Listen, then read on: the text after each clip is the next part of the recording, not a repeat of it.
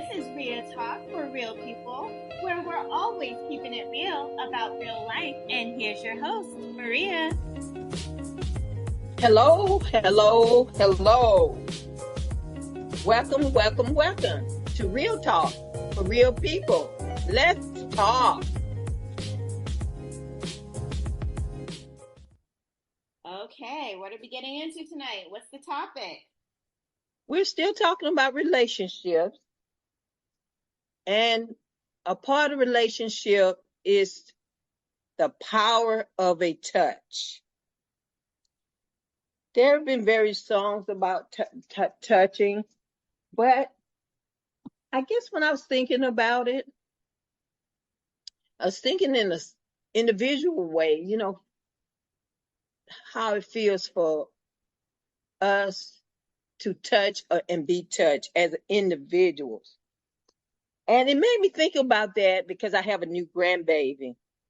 And I said to my daughter, she likes to be touched, but all babies likes to be touched.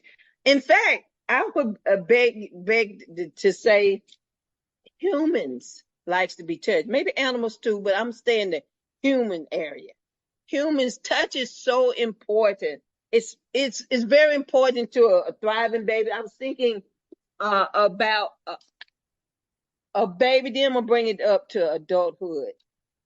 I would like to start out by saying, human touch is often regarded as the oldest form of communication. The reason we know this because when the baby come out, the baby hasn't been taught anything, any type of response that it should have to anything, but the baby responds to touch. How you could if you snatch I don't want to say snatch, if you pick the baby up really quickly and you touching the baby, but the baby gets startled. But if you pick the baby up very softly and hold the baby into your chest, that is very comforting, and it makes the baby feel safe and secure. I remember when the crack epidemic happened, and mothers that were on crack had what we call crack babies.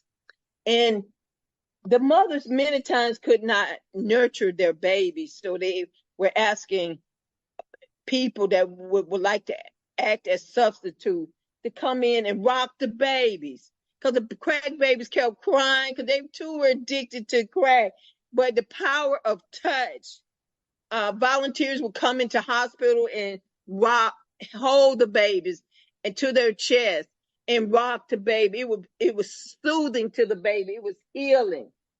And I just talking about it is necessary. It is important. Sometimes we can feel some kind of way that we cannot articulate. And sometimes young people don't have the words. And when I say young people, I mean like a baby, to articulate what they're feeling, but they express it to touch with the touch. Touch is a universal language. And it's something we know innately. Like I said, a crack baby who's being held. Even a person who has lost a loved one. And many times people shy away from those who are suffering from the loss of either a spouse, a parent, or someone very important. And the people who say they're your friends, they don't come to you. They may send you a text or maybe even a letter, but they don't come to you and give you a hug. And sometimes you don't have to say anything. I remember when my mom died, I would have appreciated the people who say they were my friends if they had just given me a hug or just squeezed my hand. You don't have to say anything. Just sit with me. Sit with me in my pain for a minute. I remember in the book of Job,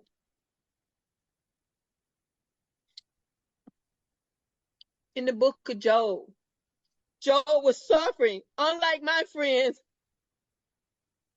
Job friends came They came to console Job, and they sat with him for days, and they were trying to console Job.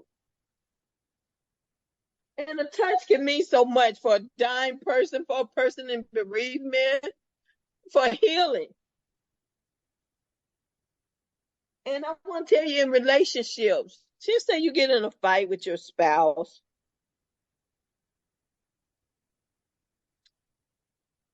and maybe you were wrong, but you think, oh, I'm not going to say I'm sorry, because even though I am sorry, because he's still going to be mad. Sometimes, though, if you take that person and just give them a hug or touch them, it'll say so much more than your words. Say you were on a date and you say, how do I know if he likes me? If he grabs your hand and holds your hand, he probably likes you. In fact, if I was a gambling person, I would say 100%. On the other hand, if that person has not touched you throughout that date, or you have not touched that person throughout your day, you're probably not into that person, because your power of touch would have told them that you are interested. The fact that you're not touching that person is also telling something. It's like, I'm not feeling anything. Like many people like to say, there's no chemistry. There's people like to say there's no chemistry. Maybe you need to create some chemistry by touching the person. I'm not inappropriate. You can touch their hands. You can touch their hands. I remember one of the things we learned as future lawyers in our last year of law school was, when you, especially if you're dealing with a criminal defendant, and you want to humanize that person, because the prosecutor is going to try to demonize that person, make him non-human. So as a defense attorney, when you get your opportunity to present your case, it is very important that you touch your client. So people can see that you're not afraid to touch your client. This person is a human. This is the power of touch. Before I go on, I would want to give you an opportunity, if you would like. If you say go on, I would go on. Yeah, you can keep going on. Okay, as I was saying about touch, touch is so significant in our lives, from the gentle embrace of a loved one to the reassuring pat on the back from a friend. Sometimes we get afraid of doing things, or we get scared, or we are experiencing, just say you just got a diagnosis of cancer, and your friend comes to visit, and they don't know what to say. Who knows what to say in those situations? But just a pat on the back. That, to me, if you touch me on my back when I'm in crisis, or touch me in a way, it tells me that you care. I can't stop the pain, but I want you to know that I care. So I'm going to touch you. That in itself, do you know what you just gave me? You gave me they say when one is touched, you get oxytocin, and that is a stress reliever. You are contributing to that person's healing. If now I'm gonna go back to intimate relationship. If you're on a date, most people that going on a date with each other, you don't know that person. But when you touch a person in a certain way, even in a friendship, it lets the person know how you feel. Sometimes, like we always say, I like to say, the human touch is the greatest form of one, if not the greatest, one of the greatest form of communication. And in all relationships, I want you to remember, touch somebody.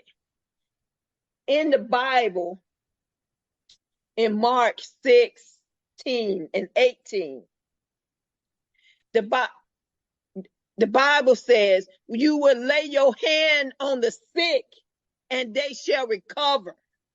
See, that's the power of touch. It is so strong. It it it it goes up. We can't even explain what happens, but it says something that goes throughout our bodies, that goes into our cells, that goes into the injured part, the inflammation in our bodies, and we are healed by a touch. And I want you to remember that with your friends, in your relationships, with your husband, with your children. Have you noticed? And I've had this with my kids growing up. Say they're skating and they fall and they get really scraped. And you stay calm, but you bend down and you touch your child and you say, you reassure the child, it's okay. It's not that bad. You're going to be okay. And you're touching him and you're holding him and he believes you. So the power of touch. I want to say a couple of more things about the power of touch in relationships. You know, we have 6 senses, so they tell us, right? And we know we do. And touch is one of our senses. We mainly focus on our eyesight, our hearing. But how about touch? We have 6 senses. I would suggest to everybody, use all your senses in your relationship to people. That's why God gave us all these 6 senses. Now tonight we're talking about the power of touch. A touch has the ability to heal. The power of touch. Here's some health benefits of touch. Being able, it goes beyond its emotional impact to exert a profound physical influence on your physical well-being. Scientific studies have shown nurturing touches, as I said earlier, releases oxytocin. It is a hormone that is associated with relaxation and stress relief. And you remember earlier I talked about the crack baby. During the time of when crack was it was an epidemic in America, and we were having crack babies. And the doctors learned that skin-to-skin contact with either their parents or another a human being help improve their growth and development, both physically and emotionally. I love this part. Touch is nonverbal communication. I believe in many ways our 6 senses, which most of it is nonverbal communication, is stronger. Someone can touch you in a way. I said this, I want to tell this story to my audience. Once I was working in Texas on Kelly Air Force Base. And my supervisor, who was a male, he came in, he was saying something to me, and he touched me. When that man touched me, I felt electricity from the top of my head to the sole of my feet. It scared me to death. I'm like, oh my God. I probably act like I was frightened. It wasn't I can't explain it. Other than people have said, oh, you better run from that. And guess what I did? Because I am a married woman, I ran in my head. I'm like, I don't ever want that man to touch me again. Because I felt electricity. And I know that I am committed to my marriage. I'm telling you this to demonstrate the power of a touch. Sometimes people can touch you and you can feel electricity.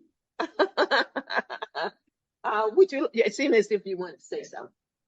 Oh no! It would be interesting to know, how did your husband respond to that? My husband, I told him about it, and just the way I'm laughing now, I was laughing then. I'm like, I don't know where that came from, because I have never looked at my supervisor in that way, and I don't believe I'm gonna give him the benefit of the doubt. He wasn't looking at me that way.